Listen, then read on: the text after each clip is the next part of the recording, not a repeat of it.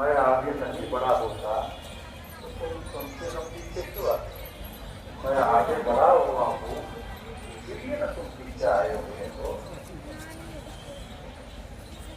नेतृत्व करने वाले जो व्यक्ति होते हैं उनको हमेशा आगे रहना पड़ता है। वो आगे रहता है तभी लोग पीछे रहते हैं। साथियों, कुछ बातें हैं जिस पर मैं आज के मौके पर आप लोगों को समझाना चाहता हूँ।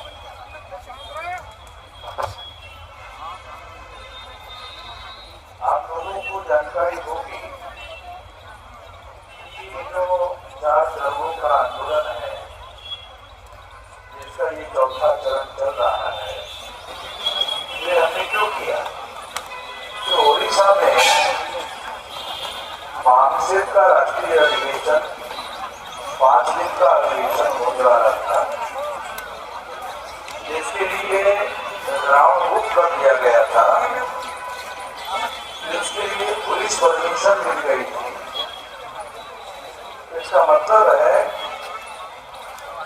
सारी कानूनी बाध्यताएं दूर करके, रुकावटों को दूर करके, कानून की सहमति से, सम्मति से वो 5 दिन का अधिवेशन होने जा रहा था। जब वो कानून की सहमति से अधिवेशन होने जा रहा था तो क्या कारण रहा? लोगों ने हमारा कार्यक्रम अधिवेशन जो आज तक किसी भी राज्य में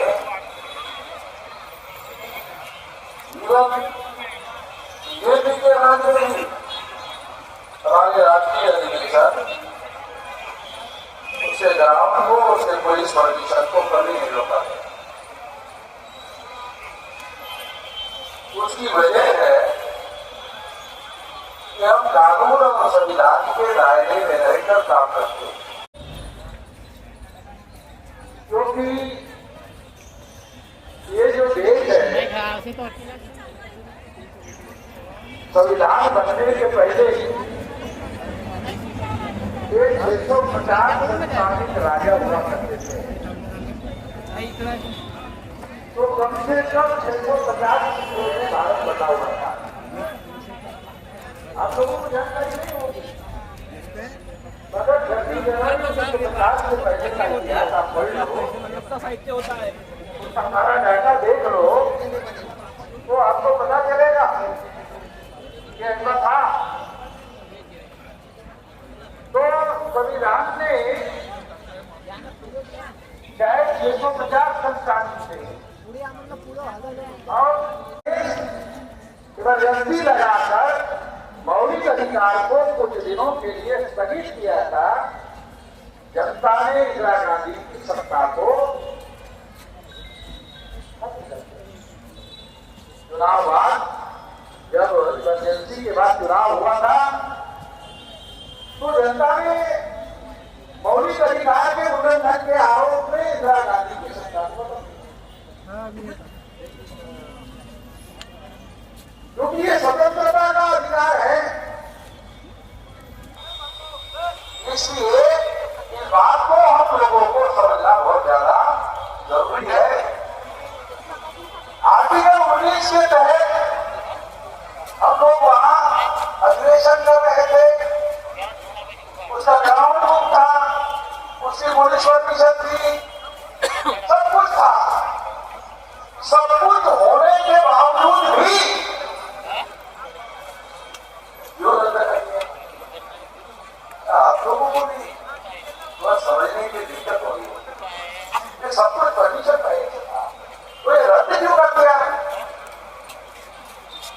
वो जो अधिवेशन था परमिशन तो पहले भी नहीं थी, पर्चा बाद में हमने निकाला, तो पर्चे में एक टैगलाइन थी, पर्चे में सबसे ऊपर में पर्चा में निकाला था, उससे सबसे ऊपर में लिखा था यह अधिवेशन ओबीसी की जाति आधारित नीति के लिए समर्पित किया जाता है।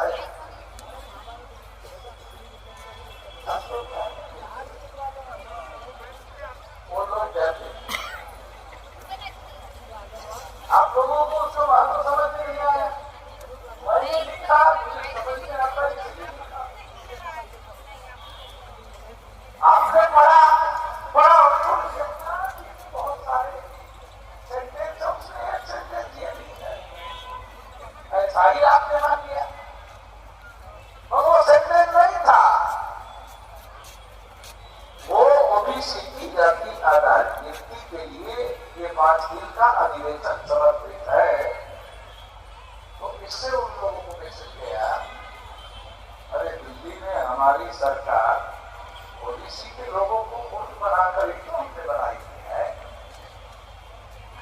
और ये अधिवेशन उनको जागृत करने की बात कर रहे हैं। अगर ये लोग जागृत हो जाते हैं, ओबीसी के लोग जागृत हो जाते हैं, तो अगली बार सेंटर में बीजेपी की सरकार आने वाली नहीं है। ये सोचकर उन्होंने उस अधिवेशन का परमिशन रद्द कर दिया। अधिवेशन का परमिशन रद्द कर दिया। इस वजह से वाहन व्यवसाय रुक जाएगा, रुक जाएगा।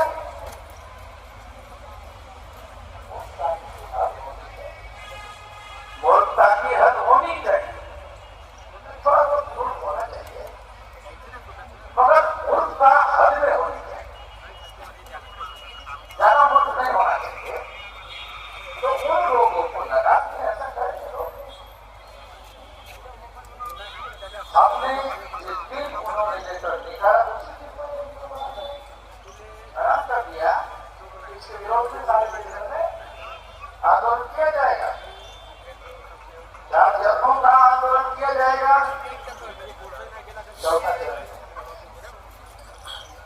और ये भी हम जानते थे कि ये ओडिशा में ये बीजेपी की सरकार है, ये ओडिशा सरकार के लोगों ने फैसला नहीं किया।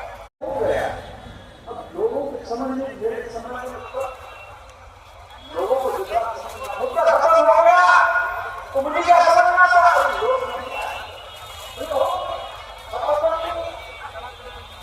भारत के राज्य सत्ता पर निवासियों का कब्जा जब तक नहीं होता मुद्दा कैसे खत्म होगा, कैसे नहीं हो समझ गया। हमारे लोगों क्या समझ आता, मुद्दा खत्म हो गया। राज्य चाहे आरएसएस का रहे, राज्य चाहे कांग्रेस का रहे, तो हमारे लोगों को एतराज नहीं आएगा। हमारे लोगों का राज जब तक नहीं आएगा तब तक वास्तविक मुद्दा समाप्त होने वाला नहीं है। और ये सत्ता ईवीएम मशीन के द्वारा आने से रोकने की व्यवस्था पूरी कर दी गई है। ये बात साथियों हम लोगों को ध्यान रखना होगा। ईवीएम मशीन वोटों की चोरी करती है, वोट का अधिकार मौलिक अधिकार है। एक तो अधिकार होता है और एक मौलिक अधिकार होता है। तो वोट का अधिकार नहीं है, ये मौलिक अधिकार है, फंडामेंटल राइट है। एक फंडामेंटल राइट इस देश में हम लोगों को सबसे बड़ा अधिकार है। क्योंकि बाबा साहब अम्बेडकर ऐसा सोचते थे, सरकार चाहे कोई भी आ जाए, बीजेपी किया जाए या कांग्रेस किया जाए, मौलिक अधिकार को बिल्कुल भी हाथ नहीं लगा सकते। बहुतांश लोगों को ये पता नहीं है मौलिक अधिकार। सरकार को मौलिक अधिकार में हस्तक्षेप करने का कोई अधिकार नहीं है। अरे कोई हाई कोर्ट का वकील है क्या?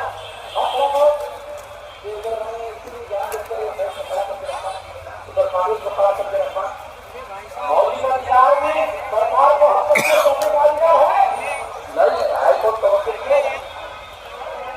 हमारे लोगों को पता नहीं। सरकार के पास सब कुछ है। सरकार के पास मौलिक अधिकार में हस्तक्षेप करने का कोई अधिकार नहीं है। मान लो की सरकार है, वहां पर इंसान नहीं बोल सकता है,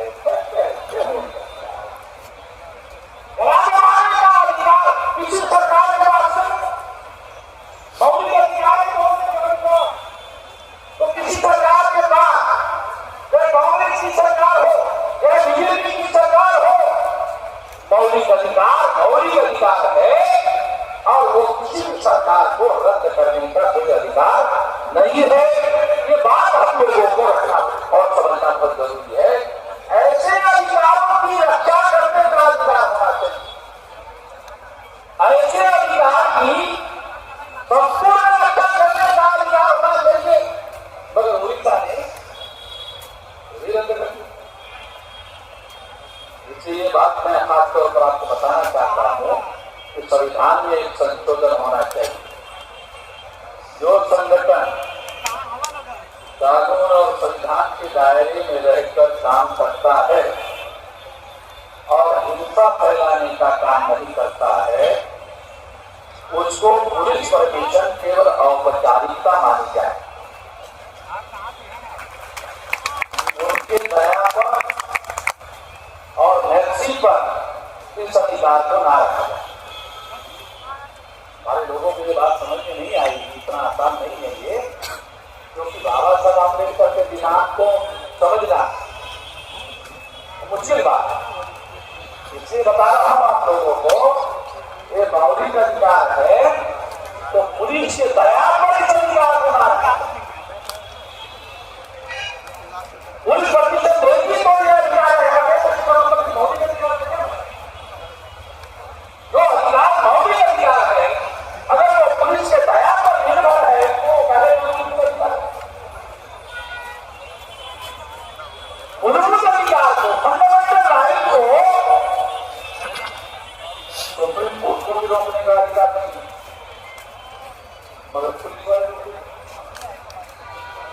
सुप्रीम कोर्ट को भी रोकने का अधिकार नहीं है, मगर पुलिस वाले रोक देते हैं। पुलिस वाले रोकने के बाद फिर सुप्रीम कोर्ट में जाना, फिर सुप्रीम कोर्ट पुलिस वालों को रोकना पे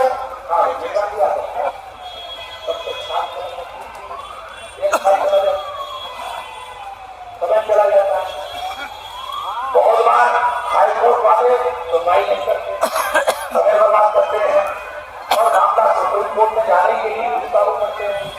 अगर वहां से रद्द कर देते हैं तो मामला सुप्रीम कोर्ट में जाते हैं, अगर घुमाते रहे तो सुप्रीम कोर्ट में भी मामला नहीं जाता है। कई किस्म की दिक्कतें हैं। तो इसलिए ये जो मौलिक अधिकार है, ये पुलिस परमिशन के दया पर नहीं रखना चाहिए, पुलिस परमिशन के ऊपर नहीं रखना चाहिए, सरकार के अनुमति पर नहीं रखना चाहिए। केवल एक काम करना चाहिए कि उनको केवल जानकारी देने का काम होना चाहिए कि अगर ये आपका मौलिक अधिकार है, आर्टिकल 19 के तहत मुझे कार्यक्रम करना है, तो ये पुलिस को मैं जानकारी दे रहा हूं। तो एक की जरूरत नहीं चाहिए कि हमें ऐसा करने की अनुमति दी जाए। तो मेरा मौलिक अधिकार है, तो मैं तो करूंगा ही करूंगा। तुम जेल में लेके जाते हो तो करूंगा, नहीं ले जाते हो तो करूंगा। ये मौलिक अधिकार है, पुलिस को केवल जानकारी देने भर का काम होना चाहिए। आना करने का अधिकार पुलिस के पास नहीं रहना चाहिए। पुलिस के पास कंपल्सरी ये बंधन रखना चाहिए कि ये मौलिक अधिकार है, इनका कार्यक्रम करना। तुम्हारी जिम्मेदारी क्या है पुलिस वालों की? लॉ एंड ऑर्डर मेंटेन करना। तुम्हारा अधिकार क्या है पुलिस का? तुम केवल लॉ एंड ऑर्डर मेंटेन करो। लॉ एंड ऑर्डर में उनका मौलिक अधिकार बरकरार रहे, इसलिए तुम शांति व्यवस्था बनाए, लॉ कानून व्यवस्था बनाए, ताकि उनका मौलिक अधिकार बरकरार रहे। हमें मौका मिलेगा